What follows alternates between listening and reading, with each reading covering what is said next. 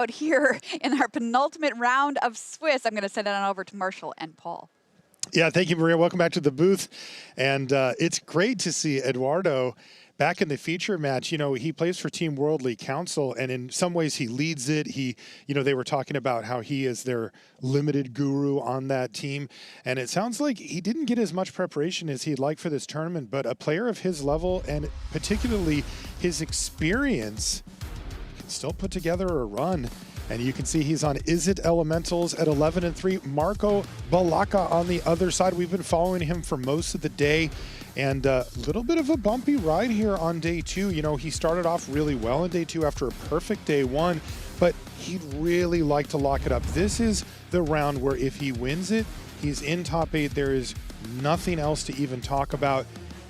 Being realistic, if he were to lose here yet win next round, he's very likely also in top 8, but it's not that guaranteed where you just don't have to worry about it anymore. Yeah, starting out the tournament 10-0 means that your tiebreakers will be so high to the point where if a 12-win finisher does make it into the top 8, Marco is going to be one of the favorites to kind of get there.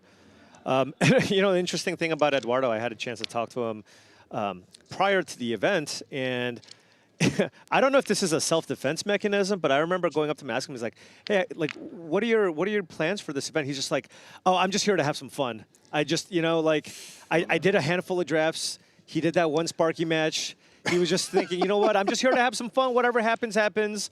And here we are with Eduardo with a good shot here at making the top 8. Incredible run for Eduardo. His first top finish was top 8 at Return to Ravnica in Seattle. That was in 2012. Right. So Eduardo here has Deceit here.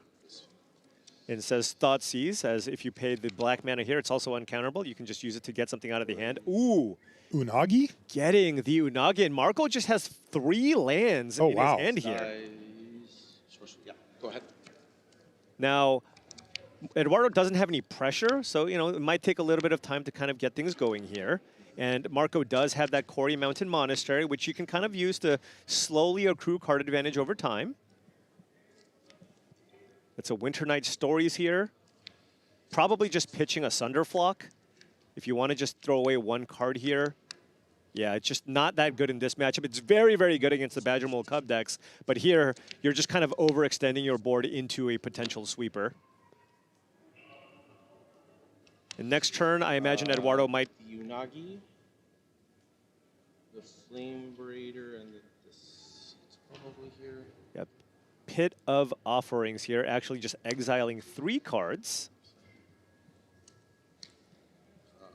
Yeah, go ahead. And choosing also the cards in his own graveyard so that Pit Offerings basically just taps for basically any color that he wants for his deck. It's just land go for Marco all day long. Yeah, and wow, now he still just has 3 lands left in hand, too. Yeah, now he is going to be activating that Quarry Mountain Monastery, and for Eduardo, he's probably just going to pay full price here for the Vibrance with the Cavern of Souls. Maybe deal 3 to the face, go get a land, gain some life, and at least get the clock going here, given that he's, you know, the last time you look at Marco's hand, he had nothing. Yeah, he doesn't want to wait around. We know that Marco plays a number of card draw, card selection spells that he can use to find exactly what he needs. So Eduardo does not have time. Elemental. He's going to name Elemental here with his Cavern of Souls. And there's Vibrance. Modes, red, green, I'm pretty sure. Oh, he's got both modes, he says. Yeah, he has to. I mean, you have 8 lands in this deck that tap for any colors for elementals. Right. So he's going to gain 2 life and go grab a land. Yeah, which is fine. I mean, you're mostly playing the Vibrance here as another cheap interactive spell that also has upside in the late game here. And, I mean, the fact that you can get any land allows you to fetch Quarry Mountain Monastery, which is a way to kind of help you grind against this Jeskai control deck. And it found another land for him. Yeah. But it's a kind of a freebie, so he'll take it. And it happened Marco to be a Surveil land.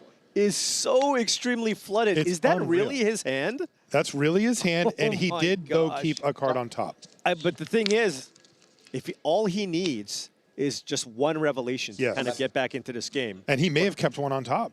Like he Did he topped that surveil card. to the top? He did. Yeah, he absolutely could have. It could just be a removal spell. It could be a stock up. Consult the start charts, any number of those cards. But yeah, Marco still feeling okay here, only taking 4 damage a turn. Yeah, the maps don't get used, at least not yet, from Eduardo.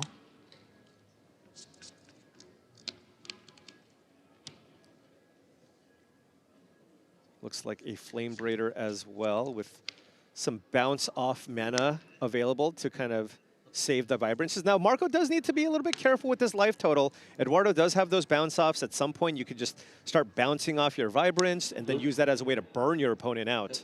Winter Night, Harmonize. Okay. Ooh, finding a lot of action here. That is another Winter Night Stories, I believe. I think he harmonized. Yeah, And then Thunderflock, so another Sunderflock. gonna keep a bounce off Yard. here to protect the vibrance against the sweeper. And he's going to activate again. Oh, He just to finds- get lost. Get lost. Okay, so, but he knew that he was going to be able to get that for free Right. or draw it. Oh, and he did draw Jeskai Revelation. Found Jeskai Revelation. That is absolutely huge. Does he still just go for the get lost? Because it's kind of, you kind of have to cast it here. Now, He does have a window to do it, and yeah. it looks like Marco's all about that value. Bounce off is going to return Right. Marco can Vibrance to hand. still play a land here and activate the Quarry Mountain Monastery once again here. And still sitting at 13 life. So, I mean, if you look at this, take 2, that's 11. Vibrance, bounce off, Vibrance again, that's just 6 damage. So it's not quite lethal yet. Does Eduardo want to crack some maps here? And that would allow you to get some extra damage in. He's also found an Ashling Rekindled, which seems like an absolutely amazing card in this deck. Take a look here.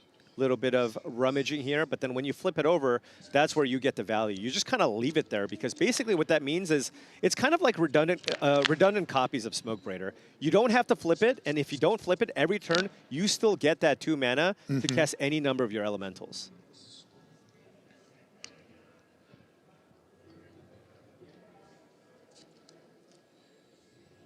Okay. I Is wonder he if going this is for just another Winter Night Winter Stories? Night Stories. That's what Yeah. it seems like. That will resolve. All right. And Eduardo, if you could find a Deceit, that would be ideal, right? Oh. If you can find Deceit, That would be max punishment. yeah, there's a Wistfulness. Doesn't do too much. I mean, you can still play it here as an uncounterable 6/5 that draws you 2 cards and discards a Elemental card. again. That's still fine. This is 3 mana. Yeah, Wistfulness. And then you can cast Winter Night Stories after that. Oh, yeah. Oh, Both kicker modes. he's actually going to go Okay. for Vibrance. Vibrance Uh, instead, 10. sure. Oops. I go to 24. And you're at 10. But this does Land. keep you, make you a little bit more vulnerable to Jeskai Revelation, just because you're putting a 4/4 into play and not a 6/5, right? It's Right. got 4 toughness. Are there more utility lands here? Okay, you can go ahead and fetch that Surveil land. That's Thundering Falls. Are we just going to draw more cards here? Harmonize. Yeah. Yeah, it's a lot of digging here. It's just a little difficult to figure out what he's hoping for rather than just ahead. kind of more action in general. Right. You know? Like Right. this is a very fair approach when Yeah. you're playing against somebody who effectively doesn't play creatures. I feel like the coast is kind of clear here. You might want to just fire off this Revelation when you can, right? Just 4 damage to the Vibrance, perhaps bounce the Smoke Braider, right? And get your gain some value. life, draw Yeah. some cards. I think Eduardo was looking for Deceit there just to get like a little more interaction going. But I mean, I think if you're on Marco's side, what you really want is to just kind of start trying your best to chain these Jeskai Revelations. He's Okay. going to wait. I mean, there is upside to waiting in some way. You might be able to hit a spell. That's another So many right cards. stories. Yeah, he's seen so many. I mean, he just ups so many resources here on Marco Belacca. Marco looking to even things up, though, with the Jeskai Revelation. Let's see what Eduardo wants to do. Looks like a Vibrance, perhaps. Would that be enough for Marco to fire off the Revelation, bounce it, kill the other. Right. opponent, Remember, etc. even if it can't be countered, you can bounce the spell, and it actually does counter the effect, or rather, it returns it to your hand. So this could be a good opportunity to just go, hey, I'm going to put that back in your hand, deal 4 damage to the Vibrance, make a couple of tokens, and draw 2 cards. And take no damage this turn. Yeah. Yeah. And Eduardo, of course, fully aware of the possibility. Yep. Deal 4 here. Deal 4 there. He does have bounce off, Right. but he's not going to use it. 14, yeah.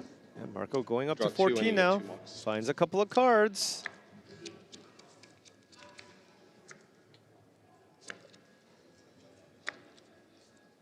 All right, consult. Elemental. Hey, maybe another And he can wistfulness. Go for it again, yeah. Yeah. Flame Braider Just to really draw 2, discard paying 1. off here, Right. letting him go nuts. Yeah. Draw 2, discard 1. Just feels like Eduardo's not going to really run out of action here anytime soon. So Marco just Interestingly, needs to he keep it going. discards a bounce off. Okay. It's because he's got 2 more in hand. Right. So he's got the monks covered. Yeah. All right. So a lot of different options here for Marco. You got the Rest in Peace, which will at least prevent the Harmonize effect of Winter Night Stories, although I believe, at least 2, 1 has been cast already. He's got another one in hand here. Consult the star charts will, of course, help you find the revelations. At this point, I mean, you're looking at, 10 cards or 9 cards here? Could play a land first, right? If you want. If your plan is to play Consult, you want to play land first. Right. Dig you 1 card deeper. 9. Eduardo says, have at you. That's not the right mana cost for that card. Oh, yeah, he tapped red, care, but red, yeah, you have to white. take Yeah, off. yeah. Okay, y'all have fixed it, but it will be a GRV, just letting you know. Have you had any other GRVs today? Game of Sight. Have you had any others today? I have none to remember. One second. He says he doesn't remember if he's had another I can check GRV on today. that. Yeah, so we cleaned it up, and yeah, you can continue. Yeah, this is an finishing. important part of operating at a tournament at this level. Right. Which is that, maybe if you're playing with your friends and you tap wrong, you just say, you just fix it. But usually the judges will mark that as either a warning or a GRV, a full game rules violation. It's not the end of the world. No, right? no. We all commit those sometimes. It's just an incentive to make sure that you're staying as much on top of every interaction and every rules thing as possible. Thankfully, Eduardo saw it. Yeah, strangely, Marco's drawn almost all of his red-white lands and wanted to have more blue available here if possible. Finds 2 copies of Jeskai Revelation. So Eduardo's drawn a bunch of cards here, but a card that kind of does a good job of fighting back, it's those Revelations. They liked it so much, they're playing the full 4 copies in their deck. I wonder if you just try to get a little more aggressive. Do you just kill the Wistfulness here? There is a Get Lost here in Marco's hand. You fire this off. Now you can get in for 6 damage if you'd like. I mean, Revelation kind of closes games out pretty quickly, especially with all these monk tokens. Yeah, I mean, generally speaking, if you get to cast 2 Jeskai Revelation, it is rare that you would lose that game.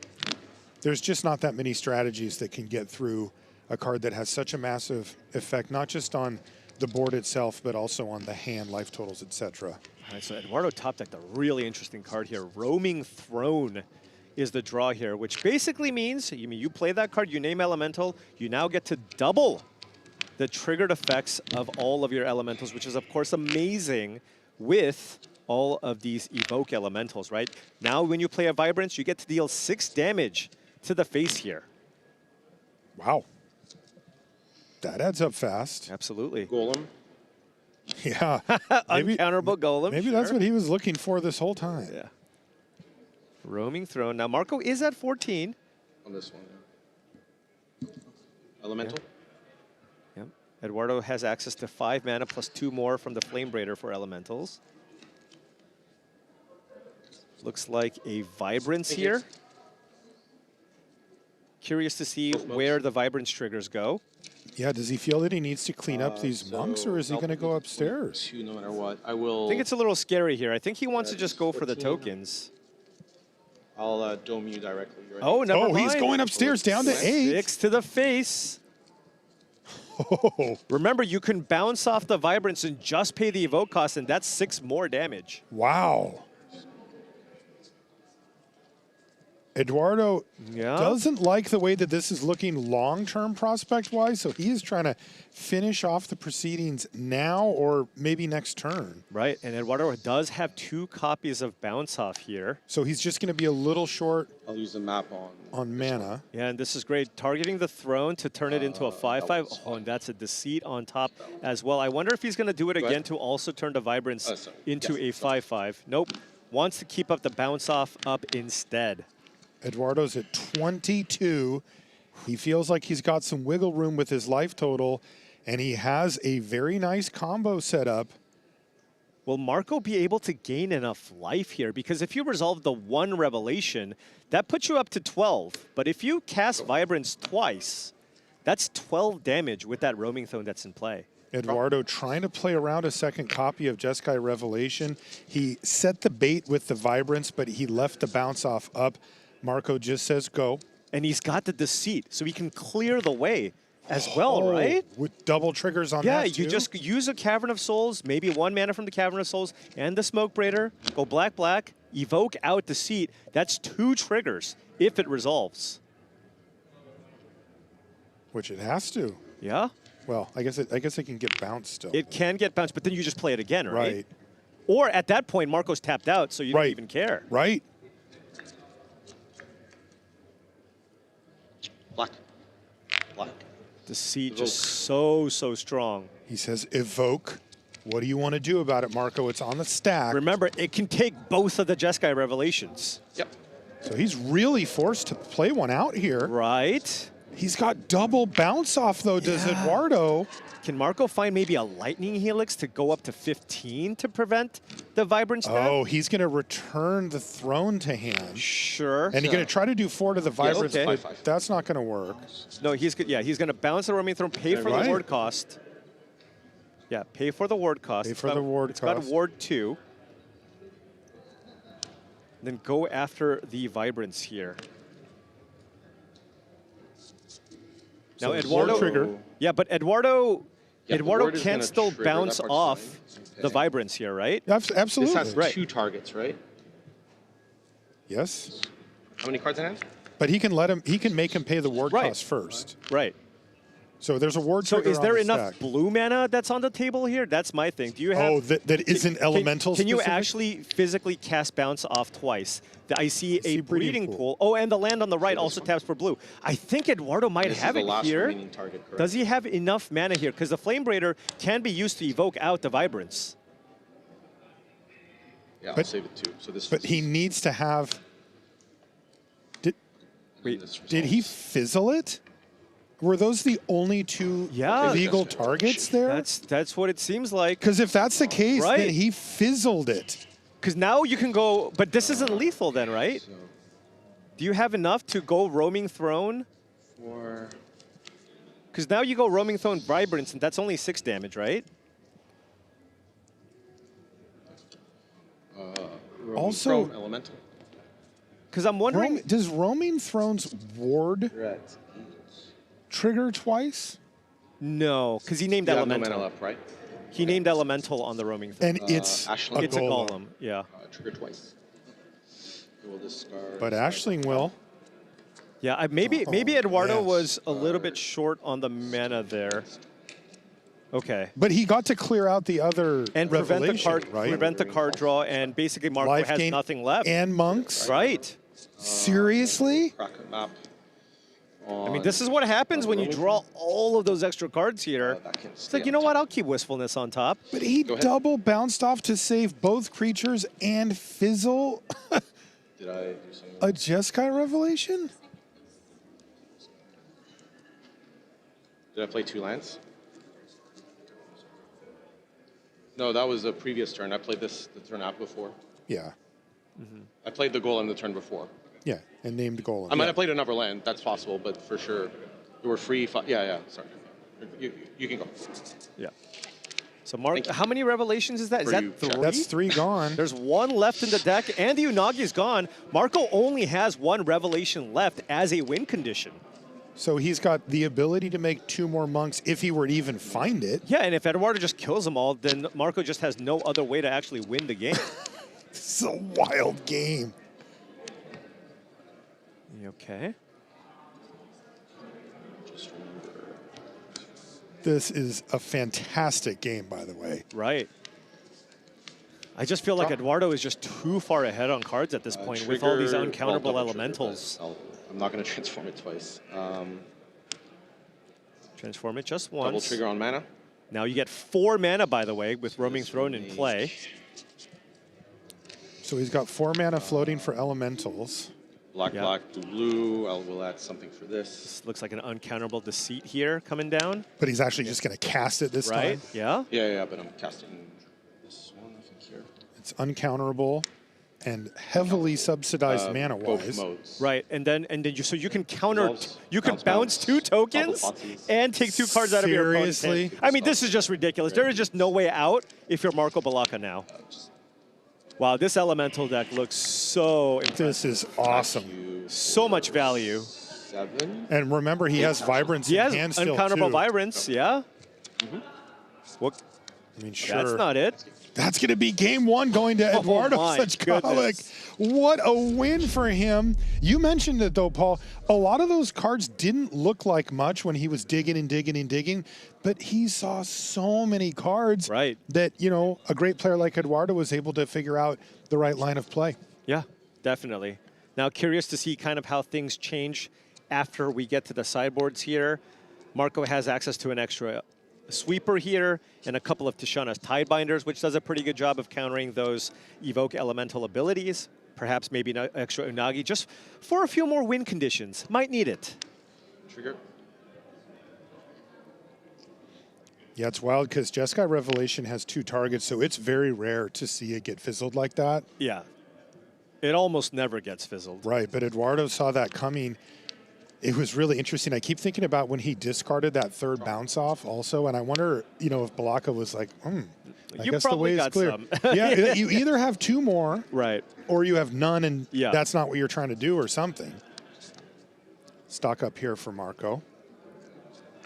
Yeah, and does have the Day of Judgment here, so Eduardo needs to be mindful of that. You can flip the Ashling next turn, pay the mana, that'll give you 2, and then you'll have 4 mana available next turn to play something.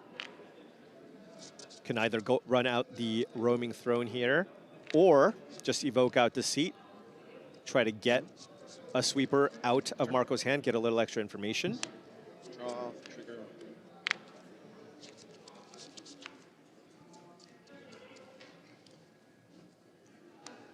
Yeah, this will almost certainly flip. Thinking. This isn't as fun anymore without double triggers, though. You know, it's I mean, for a 2-drop, this is pretty strong. It's pretty good, actually, yeah. Doesn't really matter. I'm going to just... It's the Elementals version of Badger Mold Cub, right? This is their Badger Mold Cub. And yeah, Roaming Throne in play here, so Marco does get to cast a clean Day of Judgment here to deal with the 2 creatures in play, and Eduardo will have to rebuild.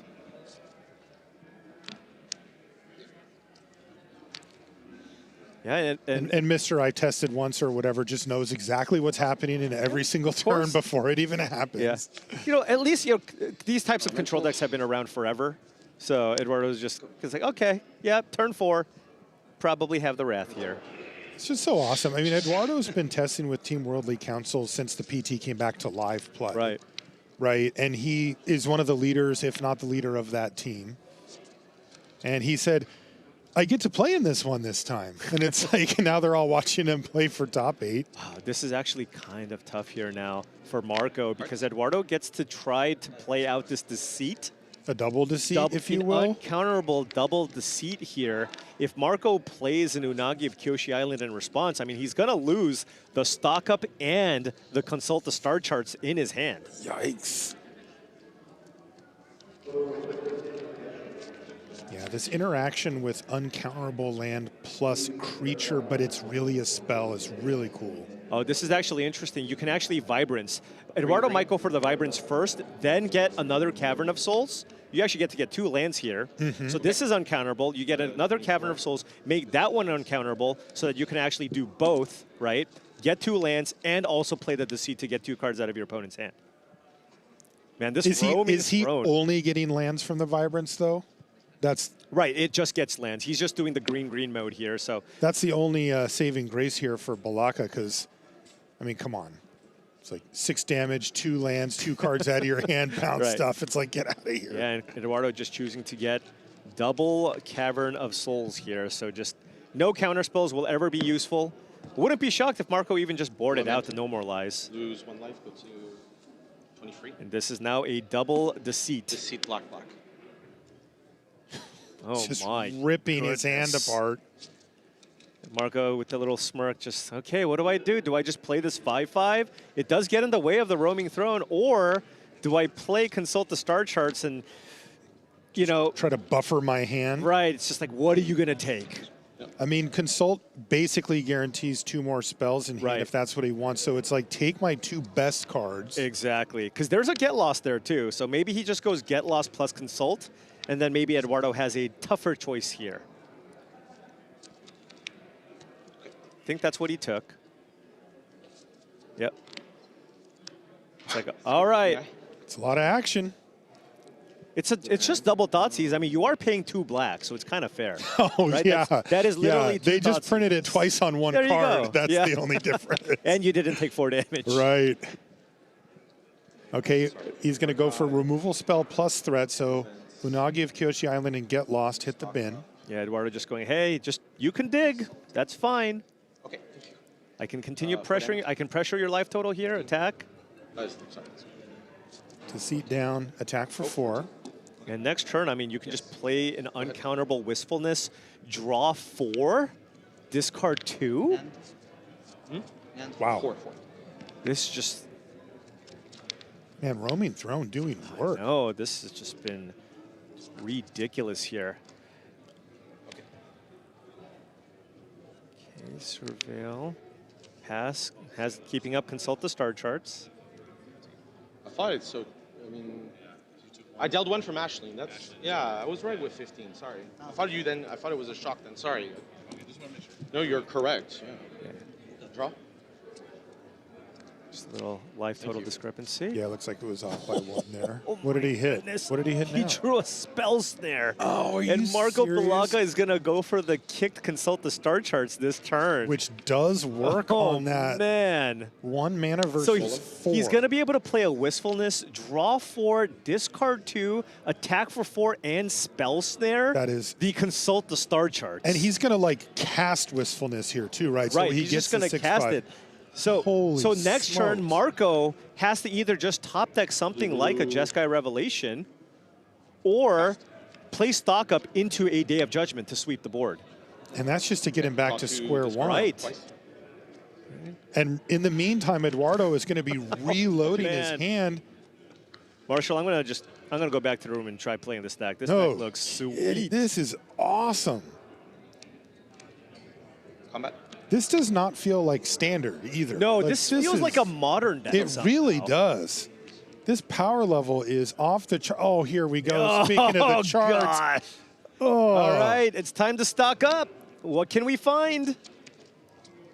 That's an Ultima. we found Ultima off He the actually top. just rips the Ultima. Now, you want to play a land first as it ends the turn. You will not be able to play a land after. Somebody on this table may have made that mistake in testing.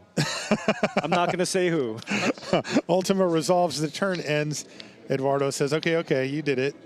But remember, he just had double triggers off of Wistfulness, so his hand is still stacked. Right, and there's just 2 more Roaming Thrones here in Eduardo's hand. Can go Roaming Throne, maybe play out an Ashling. Lots of options here. Maybe just play out a Vibrance, get your opponent down to 8, get a land.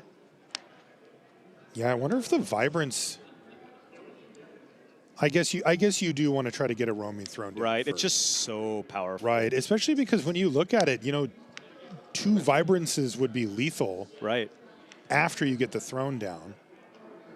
Yeah, and you can play this 2 triggers. You can rummage away Winter Night Stories, right? Because you can just harmonize at a later point if you'd like. Yeah, get rid of the extra Ashling. Oh, and that's an Unagi as well. Unagi.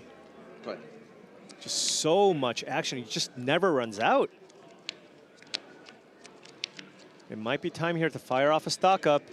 You need another sweeper. Maybe if you really need one right away, you might go consult the star charts here, because that digs you deeper and still gives you the ability to play Day of Judgment and digs you 3 cards deeper. Main phase Okay. consult. Look at 8 cards. There's a Day of Judgment. That's a Day of Judgment and a Get Lost. So Get Lost for any follow-ups here, and probably just want to use the Day of Judgment to sweep the board once again here. So, I mean, Marco is hanging in. Can Marco claw back into this thing after this value onslaught from Eduardo? Remember, this is a straight-up winning in for top 8. Okay. Eduardo needs to rebuild once again. Yes. See what he finds. I think it was just a land there. Yeah, breeding pool. So you got Roaming Throne. There's the Unagi. You can also play the Roaming Throne. Remember, there's also a Winter Night Stories in the graveyard. But of his 3 creatures in hand, he just has to pick one, right? Wow, and Marco also has a Jeskai Revelation. That must be his draw for the turn. It's actually not looking that bad anymore unless Eduardo can maybe find a Deceit here. He might be able to turn this around. I take 1 damage. Yeah, Vibrance is just going to be Both modes, you go to 8. a 4/4. Yeah. And I'll go to 20. Yeah, so Marco is at Yeah, 8, so and go to Vibrance 24 is just getting a land here. At this point, we might Fetch land. see the Monastery getting fetched out here with 3 Cavern of Souls. That's probably enough. Oh no, likes all 4. Never enough. Excuse me, the 3rd. Harmonize. All right, Harmonize. Getting rid of a Smoke Braider, most likely. Just don't need that at this point here. There's Did he a breeding find any pool. interaction here? Untapped Breeding Pool. I think he had a Spell Snaring. He did, you're right. Yeah, okay. And his life total is something that he can toy around with here. But that can't counter Jeskai Revelation. Nope. And this is a post-board game. I don't know if Eduardo actually has counter spells out of the sideboard, but you might be interested in firing off this Revelation now. There is a Disdainful Stroke in Eduardo's sideboard. But no Spell Pierce or anything like that. Right. Oh no, Marco choosing to be a little... Ooh, actually did board in Torpor Orb to stop the enter the battlefield shenanigans. But noting, if you do have a Torpor Orb in play and your opponent evokes one of these creatures, it stays on the battlefield. Okay. So it'll counter both triggers. Interesting.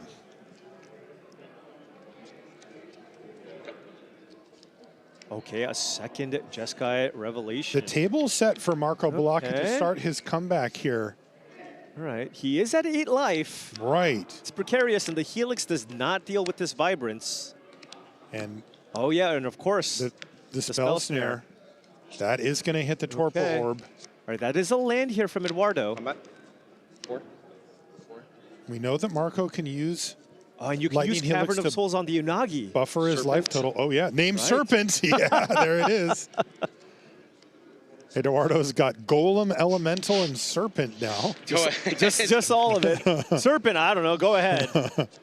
You don't know what I have. Not exactly a Kindred deck here, but does have a lot of Marco elementals. going, is it time for me to just go to the face here?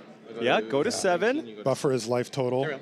And now with the Unagi, if the Unagi gets cast, you can remember, still pick it up, and then cast, and then maybe kill the Vibrance, and then 2 cards. draw some cards. I go. Serpent. He's going to cast Unagi of Koshi Island on end step. So this is uncounterable, but Jeskai bounceable. bounces it to the hand. Right. Right. And he's making it uncounterable here as well in case there's a Disdainful Stroke. Counter, deal 4 damage. And this does effectively take care of both Right, threats, nice. though we are on Marco's end step Can I here. read the order of this? Sorry. Return Right. target. It's spell. Yeah, yeah. Sorry. But you are gaining 4 life. Carry You on. are drawing 2 cards, and he has another Jeskai Revelation in hand. And that was critical what Eduardo did. He read the order on Jeskai Revelation, because if those cards came before the Unagi was bounced, although it was on the stack still. And Eduardo's kind of running out of action here. No deceit. Feels like that's one of the most important parts here. He's got the roaming throne, but nothing to take advantage of just yet. Still has the uncounterable Unagi, but Marco has that second Jeskai Revelation. If Eduardo goes for the Unagi end of turn, he doesn't even have counterspell mana anymore, right? So if he taps out, you can just pick it up, pay the ward, and kill the roaming throne as well. Whoa. That has to get Marco back in the driver's seat. And he knows about the Unagi, just pass. Right. Eduardo goes, do I even play this? Oh, he's gonna run it out. And this is gonna be huge here for Marco. Return the Unagi to your hand, deal 4 damage to the roaming throne, and pay for the ward cost. 4, 7, 2 mana left over. Go up to 15, have 2 tokens, draw 2 cards. Pay the ward. This is an incredible comeback here from Marco. Remember, not too long ago, he got double defeated. That's right. With the roaming throne in play. So now what can Eduardo do? Get Lost, Lightning Helix, a Braid for Marco. So he didn't find any card draw or huge cards. Well, there's the deceit now. Boy, last turn versus this turn, huge difference. You can still pick, bounce a token and get, I imagine, the Get Lost out of Marco's hand. Blue. Yeah. Both modes, this in your hand. And he gets the 5/5 deceit left over. Get Lost. Yeah. Sorry, Braid.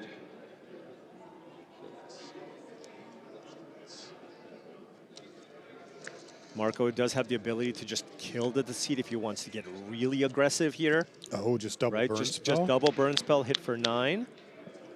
I mean, like, that's a big hit, but he wouldn't have much to back it up. I think if he finds something like Star Charts here or something, then maybe you just go for that play. Right. Yeah, stock up. Stock up, just some way to Revelation. reload. Of course, yeah.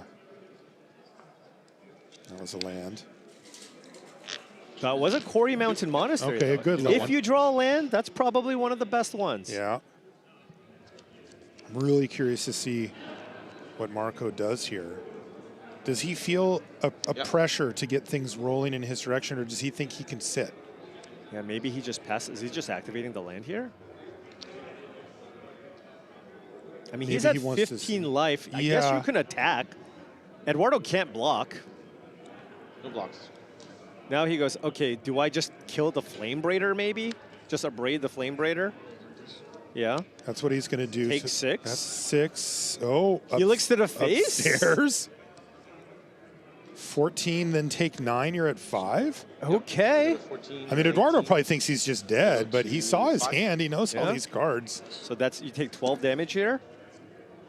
And still has the monastery going. All right, Eduardo down to 5. Marco had a healthy 18 life here. So he has the Unagi. And a Flame Braider. Flame Braider. So has the ability to block these tokens, but Marco is at this point drawing 2 cards a turn. He's got 1,000,000 lands in play with that Quarry Steel Monastery. Excuse me, Quarry Mountain Monastery. He's going to attack with the Deceit. All right. Down to 13. We have a damage race here after all is said and done. Okay, that is a land. Got that out of the deck. Porto at 5. Jeskai Revelation would get it done. Lightning Helix would be extremely close to getting it done. Jeskai Revelation. Jeskai Revelation, and Eduardo doesn't have a counterspell here. No, not at all. And give it, I mean, you know Eduardo's just going to have to run that out. You just attack. And just force him to play. Force him to play it, and boom, Unagi. go to the face. Pick this up, go to the face. And that's GG. That should be enough. That should do it. Yeah, top deck Revelation is fantastic. Wow. And he is going to pick up game number 2. Oh, man. In an impressive comeback from Marco. You know, those 2 sweepers did buy him just enough time. Yeah, absolutely. I mean, with the elementals, like, you still have to play out all those creatures. I mean, Eduardo was just found... There's just so many 2-for-1s that he got there, but it still wasn't quite enough. I mean, I am shocked that Marco was able to come back there. An amazing comeback from Marco Belacca. These players are playing for top 8. It's all on the line. And it's never easy. There's an Ashley Rekindle. Does Marco have a way to kill this? With that, if you have that Get Lost, you probably just want to Go ahead. just get rid of it as soon as possible, because I mean, take a look at Eduardo's hand here, right? No It lands. It really unlocks the Yeah. hand, and that's Oh, what he does. Good play This is there rough. from Oh, but Marco. Eduardo finds a land right away. So Does he hit can the breeding pool. He can stories now. Yeah, you can stories to try to find more lands. I imagine that's what you're going to want to do, Play it. Draw free. but no pressure. Let's see if he can find some lands, because look at that hand. Okay. Oh, and he got a roaming throne too. I'm likely going to discard one of these large elementals. And 2 lands. And 2 lands, Hey, okay. that ended up pretty perfect He's for him. right back in it. But Marco just gets to play a stock up here as well. So both players just kind of playing their game plan here. So far, not a lot of interaction outside of that get out, though that was clutch. Yeah, the really important card here in Marco's hand is that second copy of Get Lost. Now, this deck has sweepers. It's got the lightning helixes, but one thing that I've noticed, you know, a good way to kind of attack these Jeskai control decks is just playing creatures with 4 toughness. We saw Toni Portolan get there with the Ice Tail Explorers and the Mindform Harmonizer. Roaming Throne, also an extremely difficult creature to kill outside of something like a Get Lost. Right, so if he goes untap land, get lost, just continue to 1-for-1 against Eduardo. Yeah, just go for it. It's like, More maps. if you're going to spend your time just activating your map tokens, I mean, that's a game I'm happy playing. Right, so there is a deceit. Does Eduardo just want to get that in play here? Go to 19. He wants to find more lands, it It looks like he wants to get a Cavern of Souls Oh, here. yeah. Yeah, and probably at this point get that deceit in play. See what Marco's working with. Get a little extra information. Stories, draw free. Oh, never mind. Draw some cards. Good patience here Yeah, from Eduardo. absolutely. The thing is, Marco can't really play anything that scary Right. anyways, right? It's Right. like more card draw spells. You know, we're used to these Jeskai decks having a lot of planeswalkers in them. Right. Right, where you let them have 4 or 5 mana and they put something down that just generates advantage. That's not the case here. Now, Marco, I wonder if he goes for a main phase consult the star charts here. Play a land first because of the existence of Spell Snare, right? That would be a really heads-up play here. Okay. But doesn't actually play out the land first. So he gets to look at fewer cards. But I guess he's just kind of happy with most pieces of cardboard at that spot, especially if he was going to play a Surveil land. Yeah, sometimes it is just a numbers game. Elemental, I'm just going to look at your hand. I'm just going to look at your hand. Hey, 6 mana, 5/5, Thoughtseize on a stick. That's still very, very strong. Right, so there is an Ultima in Marco's hand, which is quite strong. Yeah, Eduardo's ultimately going to take stock up. Stock up, and okay. This is very much a card advantage race at this point. You know, Eduardo says, go ahead, Ultima away my 5/5. Like, sure, he'd be happy with that result. It does get all the map tokens off the battlefield as It well. does, which is actually. pretty nice. And gonna it go looks for like it. he's going to do that. Yep. But again, I think Eduardo can live Yeah, with yeah. that. Does the seat get... Okay. He's got another deceit and a Another wistfulness. deceit. Yeah, so he can maybe play that out. Hey, you can get that... Once you get that consult the star charts out of Marco's hand, Marco, again, doesn't have I'm gonna anything do else this going. Again, just thinking when I leave up. Probably wants to keep up Spell Snare. There you go. The consult. All right. Star charts Just goes no away. more lies here. Okay, so Nice. Marco, we're kind of at, once again, just need to start top decking some Jeskai Revelations. That's Yep. kind of what he's looking for. That's what worked last time. Go ahead. Lots of Let's see lands if he here. can find some big spell Some here. kind of action. That is a Day of Judgment. It is an answer to the 5/5. I go. Okay, he's going to be patient here. He's going to let it go. So he's just hoping to get another 15. elemental, basically. Right, yeah. Because he had enough mana to leave up No More Lies and still cast Day of Judgment. Right, he's just thinking, you know what, I just really hope Eduardo plays out one more creature here. And I can get myself a little 2-for-1. That's right. So this is a, what is this? It looks like we're lining up for, okay, it's just an Ashling. I guess that counts. Trigger. That counts. It is not uncounterable, as he did not tap the Cavern of Souls here. It's a lot of lands in hand there for Eduardo. Yeah, but you can run Elemental. out Wistfulness as well. And it looks like he is going to Okay. do that. So this paid off for Marco. Oh, it absolutely did, because, I mean, Eduardo's going to get a little bit of value here, but this Day of Judgment is going to be huge. Eduardo can finally filter away a few of these lands and maybe try to find some action. Okay. He found an Ashling, so no, And not very good there either. Right. So here's going to be Day of Judgment now. Yeah. And Eduardo one step ahead. This is why Eduardo's really good in the booth, too. Right. He knows what's going to happen. Look at this. Marco heads up around the Spell Snare here, playing the Torpor Orb. If Eduardo goes for the Spell Snare, I think you're going to use No More Lies. It's not really going to do anything else anyways. Right. So Torpor Orb is now in play, so this is going to shut off a lot of the stuff. enter the battlefield triggers here from the Elementals. They're simply just large monsters now. Flame Braider and Ashling with a couple of lands is all Eduardo has left.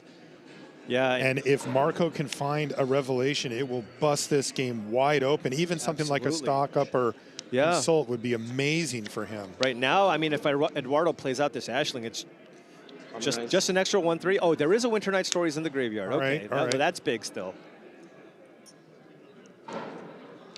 But he's got a lot of work to do here. Joffrey. Okay, I saw a lot of spells. He needs them. Oh, Sunderflock still in the deck. Okay. And he's got Spider Sense. One card, right? And no, that was a good find because now the Revelation can be countered off of the Spider Sense. Right. And I imagine if Marco plays any card draw spell, there's a decent chance Eduardo just fires off the Spider. Did he just find Revelation? Did he? Does he have? Oh, he did. He just cold peeled it off the top of the library. But there's a Winter Night. And here's the thing. There is one Disdainful Stroke and one Spider Sense in the sideboard. Yeah, that's a green light from Marco's perspective. It's not getting better. Right. So he's just going to go for it here, and this is going to be a really good Spider Sense. Spider Sense, don't even bother targeting, he says. Whatever it is. What am I at, 19? 18. Wow. Clutch Spider Sense to keep Eduardo in the game. This was about to flood in Marco's direction. All that value. And now we're still at square one. Hey, 7 mana, 5/5 here. I could do it. Right? We just cast Sunderflock. Beat down. Eduardo just adding up all his mana. It's like you can bash with the Flame Braider. You can actually just play everything. Yes. You can play the Flame Braider and the Sunderflock and attack for 2 and go, hey, Marco, all right, I have now done all of my things. It's funny. Can you top deck what you need here to win? Eduardo counting out his lands in one of the many languages that he speaks. In this case, it was French. Oh, he still had... He had one more. Oh, and he found Disdainful Stroke. No. So he found the 2 counter spells that he boarded in here. What's his that mana is situation? Huge. Did he play a land this turn? That's my question. 2. Okay, no, he did not. So now he gets to keep up Disdainful Stroke. Play a Flame Braider for 2 4 mana with Torpor Orb in play. Oh, that's what we talked That's about, right. Paul. Oh, the Disdainful Stroke really covers like everything he cares about. That was such a huge find. Right? He only had one other counterspell in his deck. It was a land off the top. He has to pass it back. This is a 2-turn clock here. This is 11 damage coming in. No need to play out that second Flame Braider. Has Disdainful Stroke for any sweeper as well, but there is the Mistrise Village in play now. So if Marco does top deck a sweeper of some kind, you can make it uncounterable. Oh, that's right. That looked like a blank, but it might not be if Marco can get very lucky. Right. If you find a Jeskai Revelation, what happens? You bounce the flock, kill the Vibrance. All right, so Marco has one draw step here. Otherwise, Eduardo is going to top 8. Go ahead. Here we go off the top of the library for Marco Belacca. That's not enough. That's an Unagi. And it is not enough. Eduardo has 4 lethal attackers, turns them all sideways, and secures the top 8. What a run for Eduardo! Oh my goodness. Team Worldly Council cheers for their hero, Eduardo Sajgalik. Unbelievable run for Eduardo. I mean, I cannot imagine what's going through his mind right now. Yeah, I mean, what an unbelievable match, right? Look at him! He's like, can I go hug my teammates real quick? That was incredible. The whole squad rooting him on, and it's great to see. Again, Eduardo's first top finish was all the way back in 2012, and now he finds himself in the top 8 at the Pro Tour once again. Now for Marco, oh boy. That's 3 win-ins in a row that he's lost. That's right. He got to 10-0 this tournament, and that means, by the way, that is relevant even now. That means that his tiebreakers are likely still good enough with a win in the last round to get him in. But he's got to close the deal. He has to. He has to. And he's got to try to shake this off. That was an excellent match. But, I mean, losing 4 in a row and missing out on the top 8 would be absolutely brutal. So he's got to kind of get things back together. But I do believe if he wins, he's still going to have an excellent shot at top 8. He'll have a really good shot. All right, we're going to take a short break here from Richmond. When we come back, more magic. Don't go anywhere.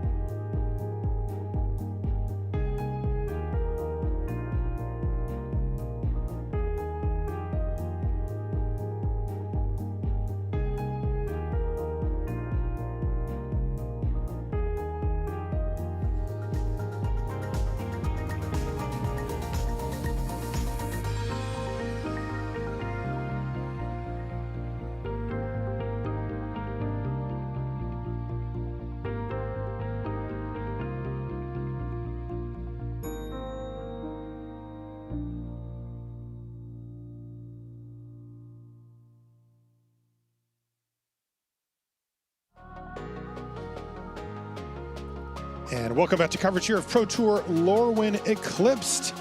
I'm Marshall Sutcliffe. I'm with Paul Cheon here in Richmond, Virginia.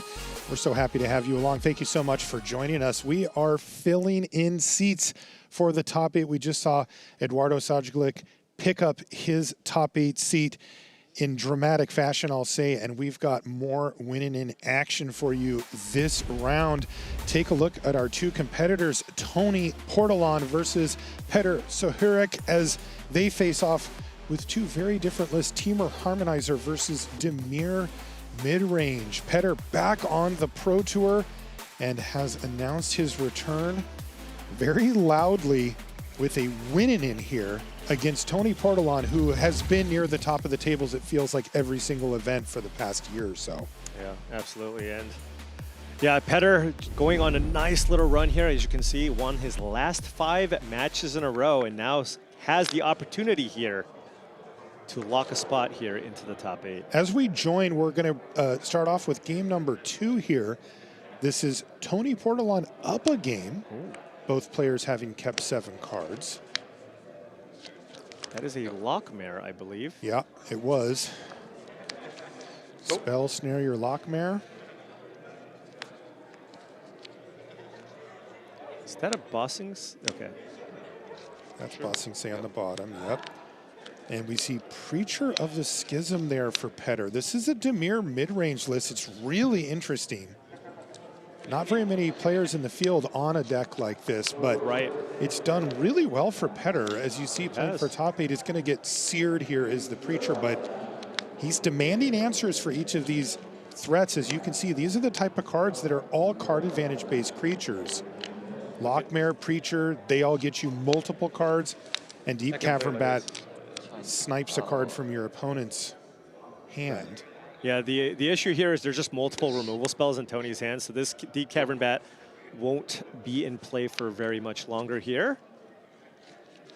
But he's going to kind of force Toni to react to it rather than just getting down Right. his creature right now.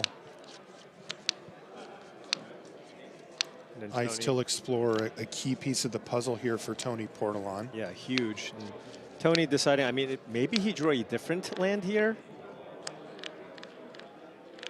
There's not a huge reason to just wait, I think, because you're gonna want to kill this bat anyways. So it looks like he goes for the bat, gets the Ice Till Explorer back. And has plenty of removal here. Or see Toni very much playing the control route. Ooh, no land drop here from Petr, passes the turn back. But that means he's got all action in hand if you're in Toni's seat. I don't know if you're happy or sad about that missed land drop, because one thing about Petr's deck, it is not a long game control deck. He can cast most of his spells with just 3 mana. Yeah, very, very efficient deck. Just kind of playing all the best cards in the blue and black deck. I think part of why a lot of people were not fans of the archetype is it just didn't get markedly better. It's kind of the same deck that we saw last year, whereas all of a sudden you see all these fancy new toys, you see Badger Mole Cub, you see the Elementals deck, so I think it's kind of fallen out of favor, but you know what? Still a strong deck, right? In the, you know, if this is the type of strategy that you like to play, this is still a very, very viable choice. Toni running out Fabled Passage, and notably, playing it before potentially playing Ice Till Explorer. That way, if Ice Till Explorer resolves, you can immediately play the Fabled Passage out of the graveyard and get your value. Even if it were to get killed by a removal spell. Right. So just excellent sequencing, not surprising from Toni Portolan. There's the Explorer. So the first question is, does it resolve? And if yes, then he's going to go ahead and get that land back again. This is a priority situation where Petr has not had it. Yeah. Kind of still didn't have it, but Yeah, so it has a bitter triumph here to kill the Ice Till Explorer, but hey, Toni still got his card already, right? Got that Fabled Passage immediately in play, and again, just making sure that you play that land first so that you guarantee yourself that extra card. Yeah.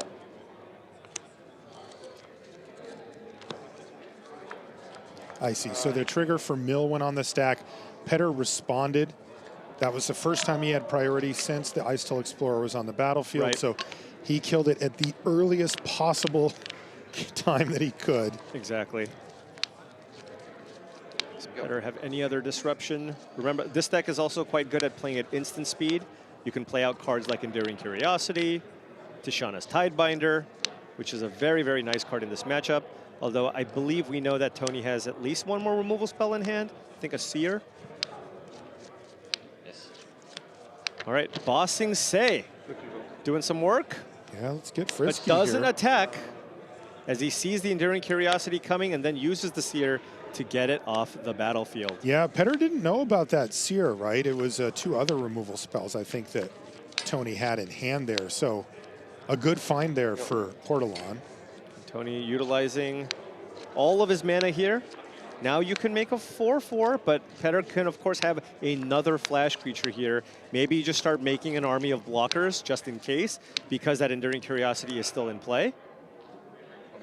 Okay. For second. So he's sacrificing it. Oh, okay. Not attacking, sure. Getting a land, and then getting the Fabled Passage back. Right, it comes back because it's been earth bent.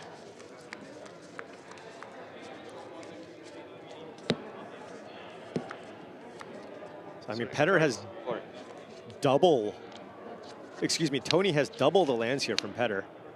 Has so much wiggle room here, in addition to the fact that he's got 2 copies of Bossing Say. Yeah, is that the payoff, or is there more? That's the question. Right. Is Toni sculpting perhaps the combo, waiting for a good opportunity? But when Petr is just passing with all that mana up, you know, at that point you can just go, hey, you know what, I'm just going to make a 2-2 every turn, right? Until you do something about it. We can go. Okay. Well, he decided not to, and All that right. is sorcery speed, so he's, Toni with a lot of mana. Ooh. And this is Thunder Magic. Yep. and that's why he kept that mana up. It would have Okay. taken him one too many. Yeah, there is a Restless Reef in play. And he hit his 2 cards It is now? 2 cards, and I think I saw Kaito in Petr's hand, so perhaps Petr can just play Kaito, right? And just kind of hope you can get some, because if you tick it up, you can get it up to 5, so even if you activate 2 lands with Bossing Say, it would lift. But of course, if you completely tap yourself out, Toni could potentially just kill you out of nowhere. Right. Oh, and that's maybe why here. Petr's going to go for duress. Counter. And he's just going to get it countered. So he's still, I guess, maybe there's only 1 card left, though, for Toni. So Yeah. quite difficult to die from that position. I wonder what the card is. He wanted to protect it here. Or I guess even if it was a land, I guess you just cast the Spider Sense. Yeah, exactly. All right. Ooh, analyze the pollen here. So now Toni can go ahead and find a creature. Ice-Tail Explorer seems like a nice creature to get in this spot, unless you're maybe trying to go for the combo. There's also Songcrafter Mage as a nice one-of that you can search with the Analyze the Pollen. You see he can collect evidence 8 here. Oh! Oh, Quantum Riddler. I mean, when you have, I think that Toni only has 1 other card in hand.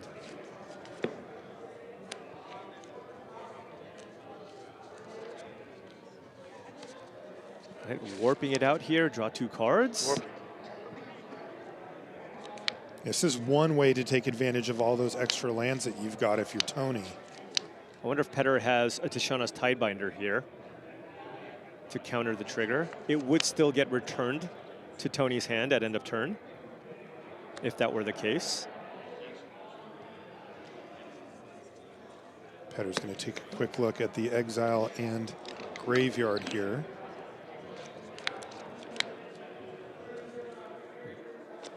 Two cards is a lot here. Sure. Okay. Yes. Petr's not going to be happy about this. This Right. is the game he's trying to play. I mean, Toni is just so far up on resources here. The way Petr gets back into this is trying to at least connect with a singular creature with the double Enduring Curiosity that are still in play as enchantments.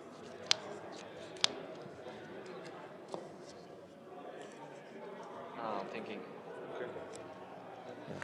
Once you get that into the exiled zone, that signals the end of your turn. Could activate Bossing Say still, with all the mana that he has up.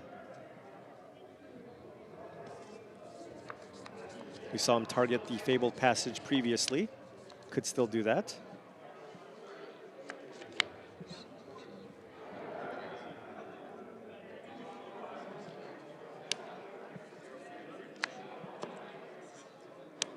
Warp. Okay. Oh, so okay. now warp resolves. Better, okay. And it's going to go into the warp zone. And Toni did not activate the Bossing Say, so that at least has to tell Petr that Toni's got some type of interactive spell in hand. Is Petr forced to just cast the... Kaito, it looks Kaito like here. he's just going for the Kaito here. Tick it up. Get it to 5 so that it doesn't die to a double activation from Bossing Say.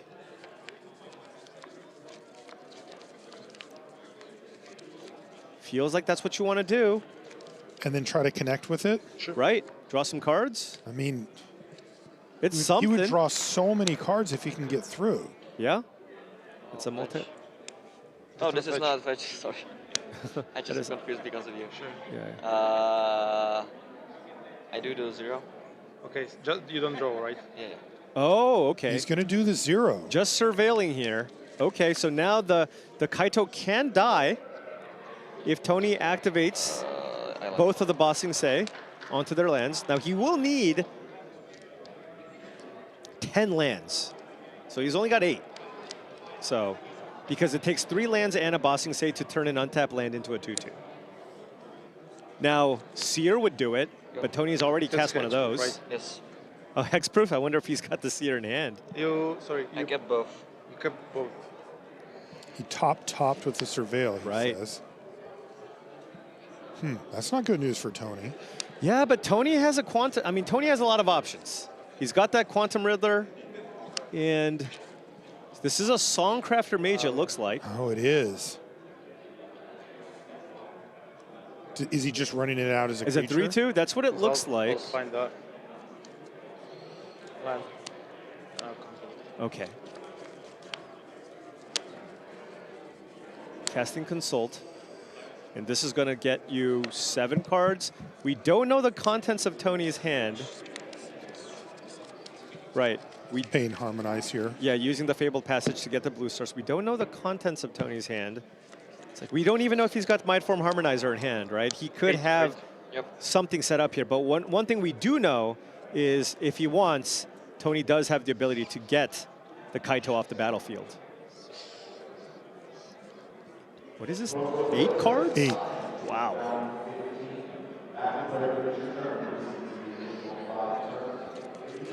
You're at 17. Uh-oh. You're at 17, Toni says. Is he just showcasing the full board? Oh, jeez. You don't have to show it, right? No.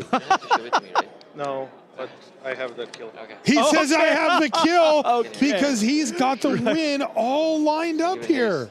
And then you just bump it. 4, 4, 7, 14, 17 damage. Petr is at exactly 17. Harmonize. Yes. 14, 17. Yes. Full Yeah. bore, and it's exactly 17, and Toni Portolan secures top 8 here in Richmond. Doing it in style. I was like, you don't have to show the full board there. You don't. Well, unless you have the win. Yep. And he did. He absolutely did. Wow, yeah. Incredible. And he just said, look, I've got you. Counted it out, exactly 17. And that is a top 8 finish for Toni Portolan, continuing his winning ways. Remember, he was the one that took it right down to the wire for Player of the Year last year. Ultimately, it was Ken Yukihiro who won it, but Toni was right there. Yeah, I mean, he wants to win it this year, apparently, because now he's locked up a seat into the top 8, and his dominant run over the last couple of years continues. And I can't believe that this is the deck that's doing it either. I would have not have thought that you were serious if you Not showed at me all. what that deck does. All right, take a look. We've got yet another winning in our feature area. Tron versus Lupi. Those aren't the deck names. Those are last names. And you see 5-color Rhythm versus Bant Airbending here. As we come into the match, we're going to come in game number 2 with Tron up a game, trying to close out. Oh, my goodness sakes. Okay, well, Paul? let's try. Hey, let's try to parse this. Well, I see Appa, Doc, Hourlock. I don't see Aang for the combo. So no full combo yet, but that is Right. a very impressive board state. There is a Doorkeeper Thrall in play on Guglielmo's side. So you can't do combo shenanigans unless you find another Seam Rip to get the Doorkeeper Thrall off the battlefield. Also, there is an active Ouroboros that's on the battlefield, on Lupi's side of the battlefield. So this game could get out of hand here if Lupi gets to take another turn here. Does Tron have the Seam Rip and maybe the Aang to potentially just close out the game this turn? Yeah, I wonder how much damage Oh, there Tron is an can Aang. do It's here. just flipped. Oh, it's a flipped Aang? Yeah, so you can get in for a lot of damage, and there's only 2 blockers. I don't know how much damage this is. That has to be lethal with that many creatures, right? Well, you have 2 blockers, but everything gets a Right. +1/+1 counter. Aang is huge, by the way. It is a trampler. Looks like they're doing some math. Just a little bit of math here. It's like, what are you going to block? You As can you take can a see look here. at Aang and Law Ocean's Fury. That's the transformed version. So that is a 6. That will be a 6/6 trampler when it attacks. There's currently 7 toughness in play on the other side. Thought it was my phone. That's a tough time for a phone call. All right, so imagine you don't block the Trampler and the other 2 biggest creatures in play. Let's say it's Appa and the Badger Mole Cub. That's, oh wait, there's more creatures. Okay, so if you block 2 of the 3/3s, that's 2, 4, 7, 8, 9, 10 damage coming in. but then you also have to chump block. Like I feel like this is probably just an attack you might need to make, because otherwise, what are you going to do, right? There's an Ouroboros that's in play that's going to put 2 counters on all creatures next turn. Right, and once it gets to that stage, if you're a creature-based deck, that is big trouble. But interestingly, Lupi looks like he had a big turn there, but tapped a lot of things. Oh, everything's coming into the red zone here. Is it lethal? Everything gets a +1/+1 counter. And if it's not lethal, does it leave Lupi with enough to try to win a game? Yeah, I think. Tron said, I think it's enough. I think it's enough, because Lupi absolutely does not want to chump with the Ouroboros if he can get away with it. Exactly, because that could be the difference between cracking back for the win right now. That's 15 damage on the left, right? And then you trample over on the right for 2 more. So that's 17 damage? And that's enough. 3, 5, 7, 10, 13, 15, plus 2 trample on the right. That's 17 extra damage coming. And that's going to do it. Cyprien Tron picks up the victory and a seat in the top 8 with a massive creature battle there. That was a heck of a lot of power and toughness on one board state as we came into it. Wow. Yeah, that was an easy board to suss out, I'm going to say, but... Oh, and look at that, the emotions flowing. People don't understand how hard people work to get to this point, how difficult it is, how many heartbreaking losses it takes to get to the stage of even playing for top 8 at the PT. And if you can finally break through, that's when the emotions come out. I mean, you can just see how much it means, right? This is the dream. If you decide to take Magic seriously and play at a competitive level, this is what every single person wants to do. You dream about that top 8. So, I mean, he's locked up his spot. It feels awesome, but of course, you're going to kind of let the emotions take over as well. Yeah, huge congratulations there. An amazing win, and yet another top 8 seat filled out. We're going to take a short break here from Richmond. When we come back, we'll be at the news desk setting up the very last round. Don't go anywhere.